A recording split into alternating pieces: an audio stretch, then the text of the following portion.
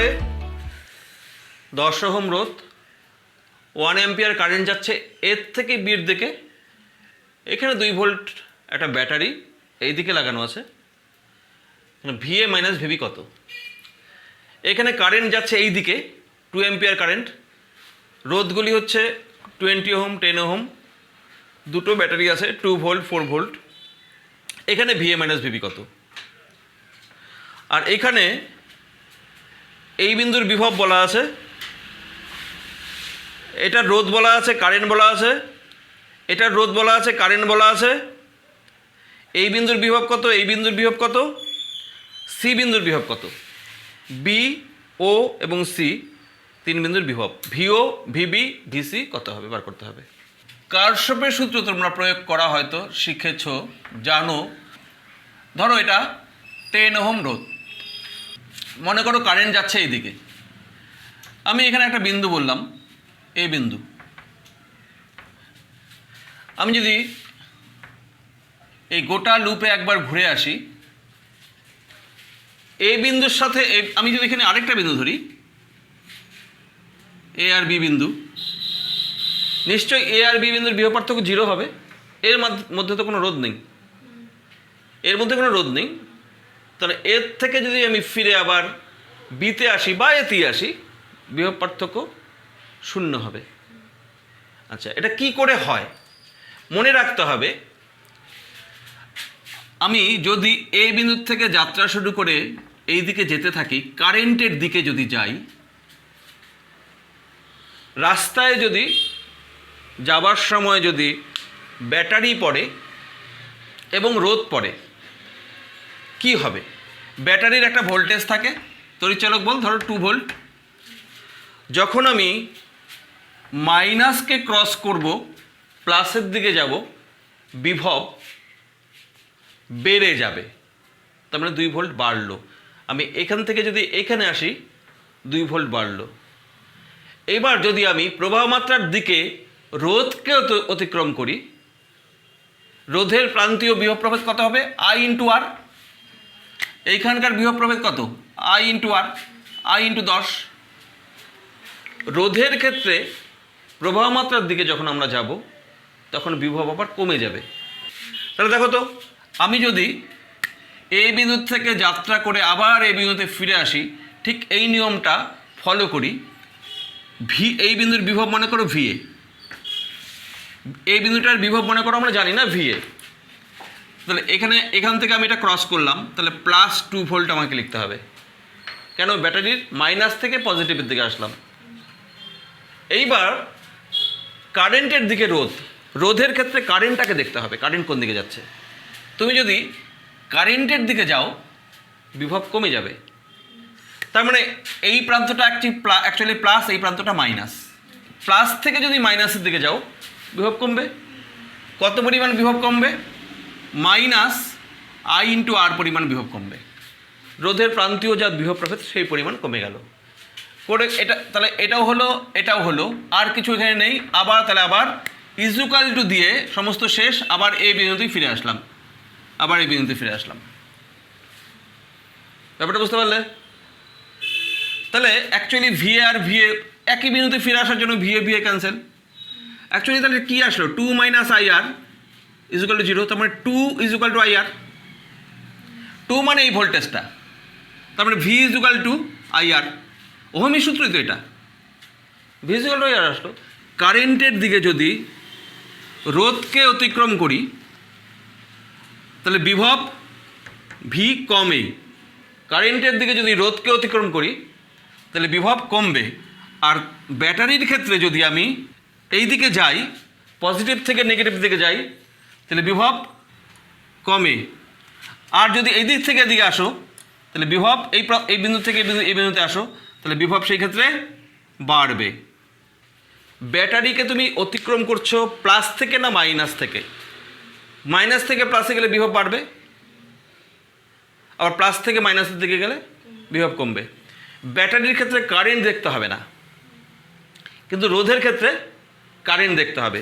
এখানে current important, এখানে current important, এখানে কারেন্ট না।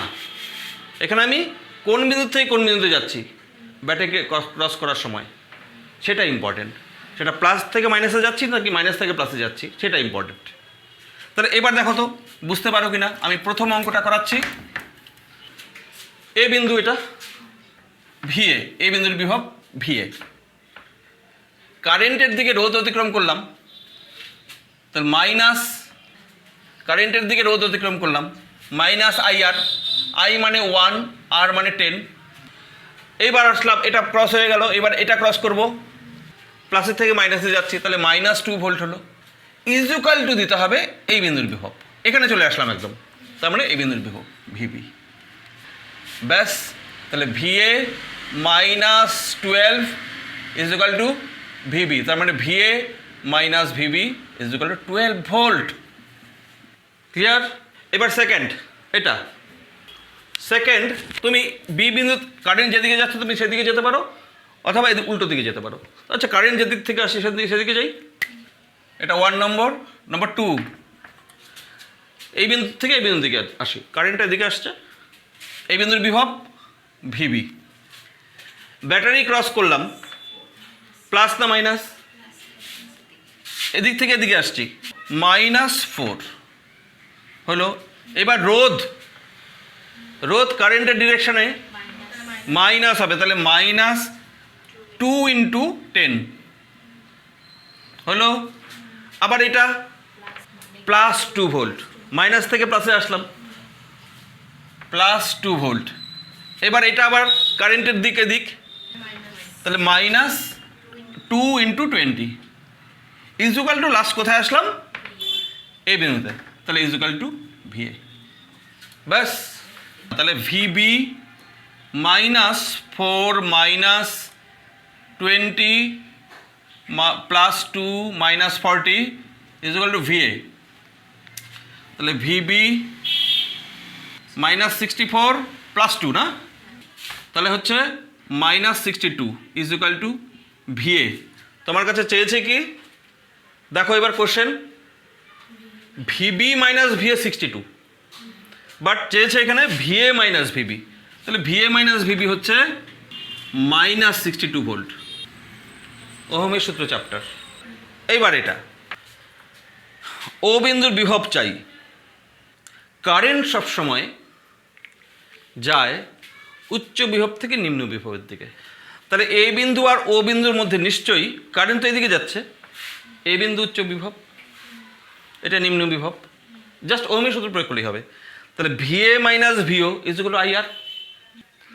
তাহলে এও বাহুতে VA মাইনাস, ওই একই রকমভাবে করো, 10, 5 × 2, কারেন্টের ডিরেকশনে যাচ্ছি, রোধ পার হচ্ছি, মাইনাস হবে ইকুয়াল টু, এটা হয়ে গেল। তাহলে কোথায় আসলাম, ভিওতে। VA কত দেওয়া আছে, 10, এটাও 10, তাহলে VO কত হলো, 0।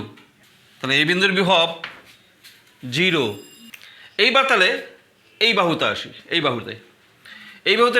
বাহুতে কারেন্ট কত, 4 অ্যাম্পিয়ার, এখানে 4 অ্যাম্পিয়ার কারেন্ট এদিক থেকে এদিকে যাচ্ছে, তাহলে আমি এদিক থেকে এদিকে যাই, VO, এটা কোন বাহু, OB বাহু, VO কারেন্টের ডিরেকশনে গেলে -4 × 10 ইকুয়াল টু VB। VO কত, 0, -40 ইকুয়াল টু VB, তাহলে VB কত বেরোলো, -40, তাহলে VO বেরোলো, VB বেরোলো। লাস্ট কি, VC এইখানকার বিভব, বার করতে, এই বিন্দুর বিভব তো জানি, এই বিন্দুর বিভব বার করতে হবে, এটা রোধ জানি, কিন্তু একটা জিনিস জানা নেই, কারেন্ট জানা নেই। কারেন্ট আমরা কারশফের প্রথম সূত্র থেকে বার করে নিতে পারি। এটা একটা জাংশন, 2 অ্যাম্পিয়ার ঢুকছে, 4 অ্যাম্পিয়ার বেরোচ্ছে, তাহলে এটা দিয়ে 2 ঢুকতে হবে, তাহলে এটার কারেন্ট 2 অ্যাম্পিয়ার, এই দিকে 2 অ্যাম্পিয়ার। তাহলে এবার তাহলে VC - VO, কারেন্ট কোন দিক থেকে যাচ্ছে, CO বাহুতে, এই দুটো হয়ে গেছে, মুছে দিই, সিও বাহুতে আমরা পাচ্ছি VC minus 2 × 10 is equal to, তাহলে ভিসি মাইনাস 20 আর ভিও তো 0, তাহলে VC is equal two 20 volt. ব্যাস তিনটাই হয়ে গেল আমাদের, ভিও, ভিবি। 3 নম্বর। এবার 4 নম্বর, একটা রোধ, একটা কয়েল, এবার একটা ব্যাটারি। এটা এ বিন্দু, এটা বি বিন্দু। ভ্যালুগুলো দেওয়া থাকতে হবে। কয়েলের এল মনে করো 2 মিলি হেনরি, ব্যাটারি মনে করো 4 ভোল্ট, রোধ মনে করো 10 ওহম। বলা আছে এখানে আই 2 অ্যাম্পিয়ার। আর বলা আছে di/dt, মানে আই, এখানে বলে দিই, আই বাড়ছে 0.5 অ্যাম্পিয়ার পার সেকেন্ড হারে। তাহলে ভিএ মাইনাস ভিবি কত? নম্বর 1। নম্বর 2, আই কমছে 0.5 অ্যাম্পিয়ার পার সেকেন্ড হারে, তখনই বা ভিএ মাইনাস ভিবি কত? এটা করার আগে এল এর কি ব্যাপারটা সেটা একটু বলে নিই। ধরো এটা বুঝে নাও একটু। এল দেওয়া আছে, এল একটা সামথিং 2 × 10⁻³ হেনরি। এবার di/dt বলা আছে 0.2 অ্যাম্পিয়ার পার সেকেন্ড। ঠিক আছে, এর সঙ্গে একটা ব্যাটারি লাগানো আছে। ব্যাটারির তড়িৎচালক বল E0, এটা দেওয়া আছে মনে করো 10 ভোল্ট। এখানে তুমি কারশফের সূত্র প্রয়োগ করো। তুমি এখান থেকে মনে করো আবার এখানেই আসবে। এইখান থেকে যদি তুমি এখানে আসো, এটা কি হবে? বাড়বে। এবার এইটা কি হবে? এটা দেখতে গেলে তোমার di/dt এটা বাড়ছে না কমছে এটা বলতে হবে, নাহলে পারবে না। মানে কি, বাড়ার ক্ষেত্রে একরকম হবে, কমার ক্ষেত্রে আবার আলাদা হবে। বাড়ার ক্ষেত্রে যদি এটা বাড়ে তখন এটা উল্টো দিকে তড়িৎচালক বল দেয়, আবার যখন কমে তখন আবার এই দিকে তড়িৎচালক বল দেয়। তো যখন এটা বাড়ছে যদি বলে দেয়, আই যখন বাড়ছে তখন এই দিকে তড়িৎচালক বল, এই দিকে তড়িৎচালক বল মানে এই দিকটা প্লাস এই দিকটা মাইনাস। তাহলে তুমি যখন এখানে এসে এই বিন্দুকে ক্রস করবে তখন প্লাস থেকে মাইনাসের দিকে যাচ্ছ, ভোল্টেজ কমবে। এইবার যদি বলে di/dt এটা কমছে, প্রতি সেকেন্ডে প্রবাহ মাত্রা কমছে এত হারে, তখন আবার এই দিকে প্লাস এই দিকে মাইনাস। কমা মানে কি, যখন কমবে তখন আবিষ্ট তড়িৎচালক বলের দিক এই দিকে হবে, যখন কমবে তখন তাহলে দেখো আবার এইটার সাথে এটা গিয়ে প্লাস হচ্ছে। এটাও আমি নেগেটিভ থেকে পজিটিভে যাচ্ছি, এখানেও তাহলে এবার নেগেটিভ থেকে পজিটিভ হয়ে গেলাম। ঠিক আছে? আচ্ছা, তাহলে কমা বাড়াটা ইম্পর্টেন্ট ব্যাপার। কার ক্ষেত্রে? আবেশকের ক্ষেত্রে। অর্থাৎ di/dt এটা কমছে না বাড়ছে, বৃদ্ধির হার দেওয়া আছে না হ্রাসের হার দেওয়া আছে। এইবার এখানে আমি প্রয়োগ করি, তো প্রথমে বলছে বাড়ছে, আই বাড়ছে এখানে, তাহলে এই বিন্দু আর এই বিন্দুর বিভব পার্থক্য। ঠিক যখন বাড়বে তখন এখানে প্লাস, এদিকে মাইনাস, কারণ আই তো এইদিকে, মূল কারেন্টটা এইদিকে, মানে ব্যাটারিকে তোমার এর সঙ্গে লাগানো আছে, আর এইদিকে প্লাস এদিকে মাইনাস হবে যখন বাড়বে। আমরা প্রয়োগ করি ভিএ, এখান থেকে যাওয়া শুরু করলাম কারেন্টের দিকে, -2 × 10। ঠিক আছে, এইটাও তাহলে মাইনাস কত? LDIdt, এটার তো LDIdt। যেমন IR ভোল্টেজ, এটা হচ্ছে আবেশকের দুই প্রান্তের ভোল্টেজ, এটা কমছে, আবার এইটাও তো কমছে, -4 ভোল্ট। Equal to VB. তাহলে VA minus 20 minus L 2 milli henry, DIDT বলছে 0.5, এটা মিলি হেনরি তো 10⁻³ আছে আবার। আচ্ছা একটা কাজ করো, মিলি হেনরি না করে 2 হেনরি করে দাও, 2 হেনরি 2 এটা, আর ডিআইডিটি বলা আছে 0.5 মাইনাস 4 ইকুয়াল টু ভিবি।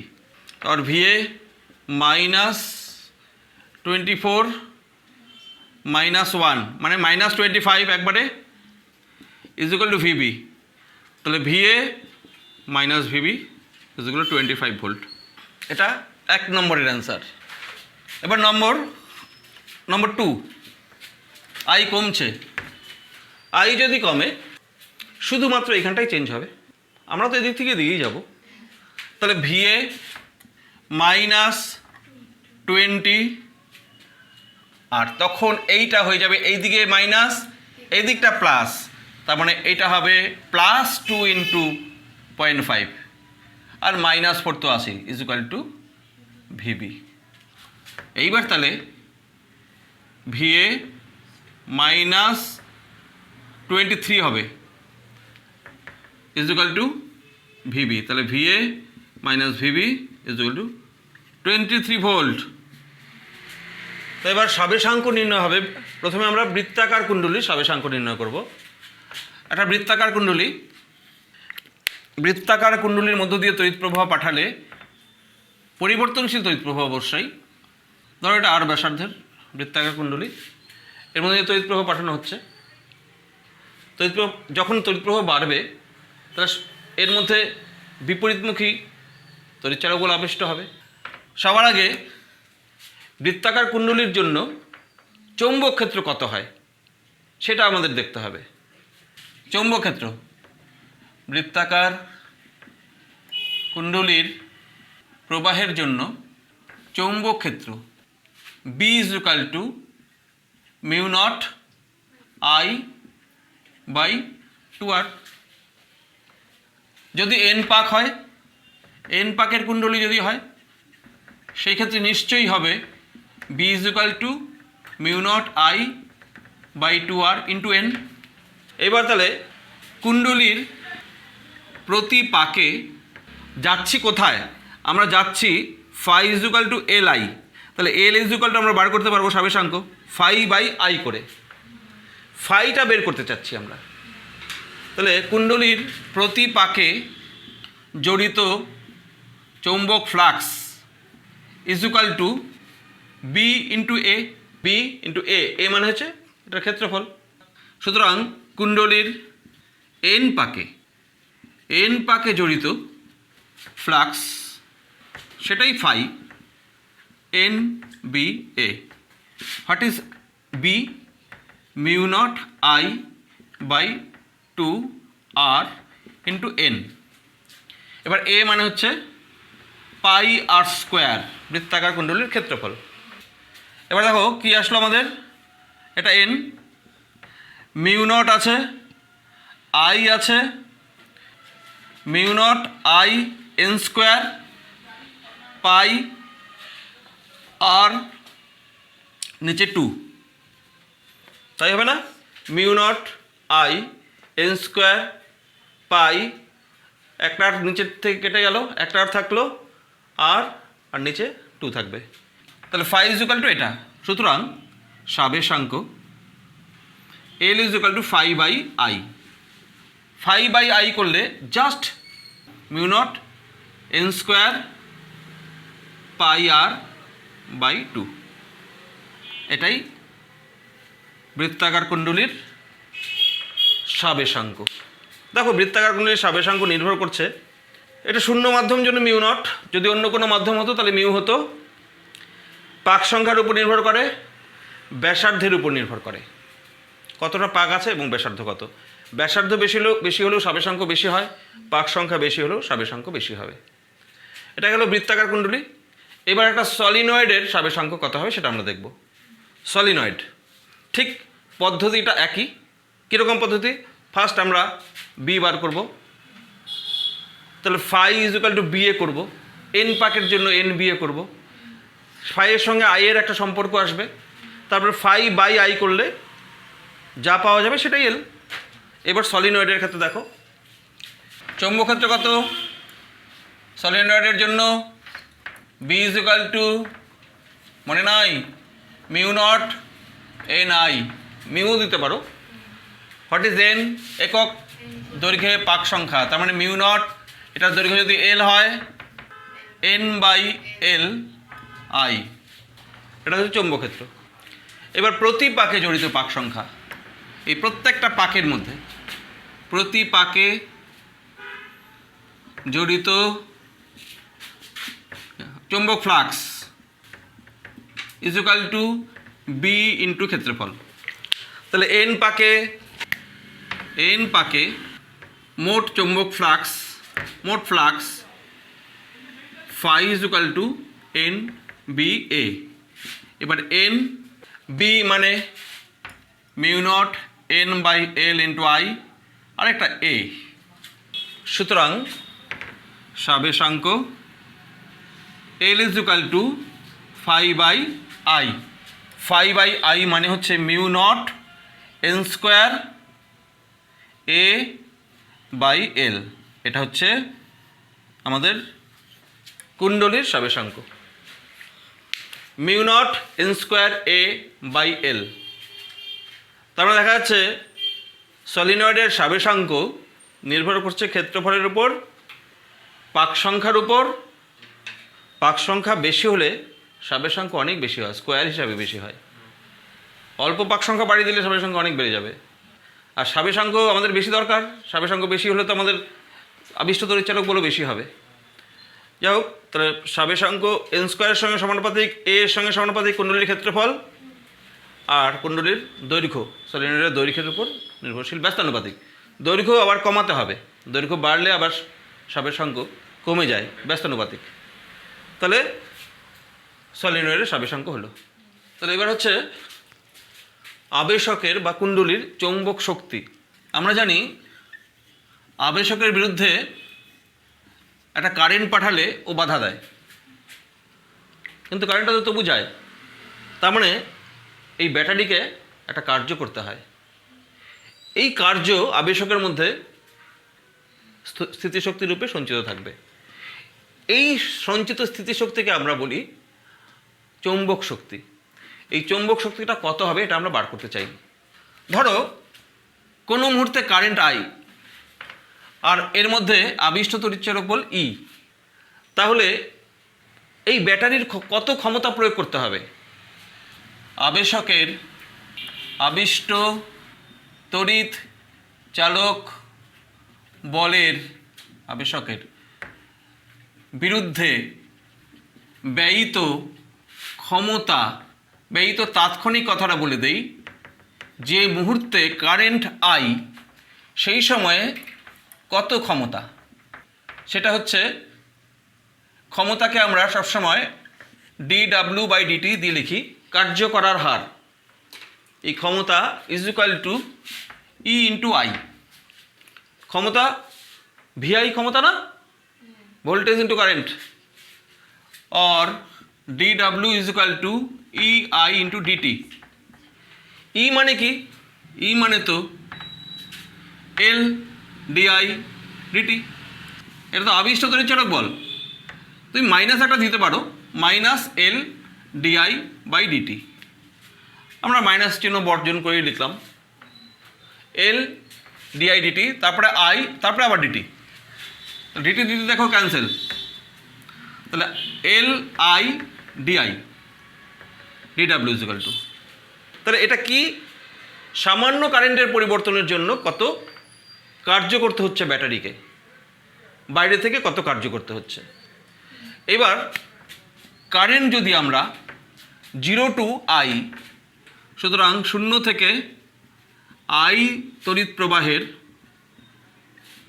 পরিবর্তনের জন্য কৃতকার্য বা সঞ্চিত চৌম্বক শক্তি, এটাই সঞ্চিত চৌম্বক শক্তি যে কার্য করতে হচ্ছে। কি দিয়ে? Capital U is equal to integration DW, তার মানে ইন্টিগ্রেশন এল আই ডিআই, তার মানে এল বাইরে আসলো, 0 টু ক্যাপিটাল আই করে দিলাম, এটা 0 to capital I I DI, তার মানে ইন্টিগ্রেশন হচ্ছে আই স্কোয়ার বাই 2, তার লিমিট 0 টু ক্যাপিটাল আই, তার মানে half L I square. This is চৌম্বক শক্তি ইউ এম। আবেশকের মধ্যে কত চৌম্বক শক্তি সঞ্চিত থাকে? Half L I square, half L I square, এত চৌম্বক শক্তি সঞ্চিত থাকে। এবার আরেকটা জিনিস আমরা এখান থেকে করতে পারি, আমাদের প্রয়োজন হবে, সেটা হচ্ছে একক আয়তনে চৌম্বক শক্তি কত। তাহলে একক আয়তনের চৌম্বক শক্তিকে আমরা বলি শক্তি ঘনত্ব। শক্তি ঘনত্ব মানে হচ্ছে একক আয়তনের চৌম্বক শক্তি। একক আয়তনের চৌম্বক শক্তি মানে টোটাল চৌম্বক শক্তি ইউ বাই আয়তন। কার আয়তন? আবেশকটির আয়তন, মানে কুণ্ডলীর আয়তন। একক আয়তনের চৌম্বক শক্তি, এটাকে নাম দিলাম ছোট হাতের ইউ, ইউএম। এবার ক্যাপিটাল ইউএমটা কত? Half L I square by আয়তন। কার আয়তন? কুণ্ডলীর আয়তন। কুণ্ডলীর আয়তন মানে দৈর্ঘ্য ইন্টু ক্ষেত্রফল। এল স্মল এল দৈর্ঘ্য, ক্যাপিটাল এল স্বাভাবিক, স্মল এল হচ্ছে দৈর্ঘ্য। তাহলে এল ইন্টু ক্ষেত্রফল ধরো এ, এল ইন্টু এ। কুণ্ডলীর এল কত? কুণ্ডলীর এল এইমাত্র করলাম mu not N square A by L. সুতরাং ইউএম শক্তি ঘনত্ব দাঁড়াচ্ছে হাফ এল মানে mu not N square A by L. নিচে একটা আবার এল আছে, এ আছে, আর সঙ্গে আছে আই স্কোয়ার। তাহলে আমাদের দাঁড়ালো কি? এ ক্যান্সেল হলো, half mu not N square by L square, N by L whole square into I square is equal to half mu nought, এটা তো স্মল এন, তাহলে স্মল এন স্কোয়ার, এটা I square. B is equal to mu not N I, ঠিক কি না? তাহলে N I is equal to B by mu nought আমরা লিখতে পারি, এন আই এর জায়গায় বি বাই মিউ নট তার square, B by mu nought তার স্কোয়ার।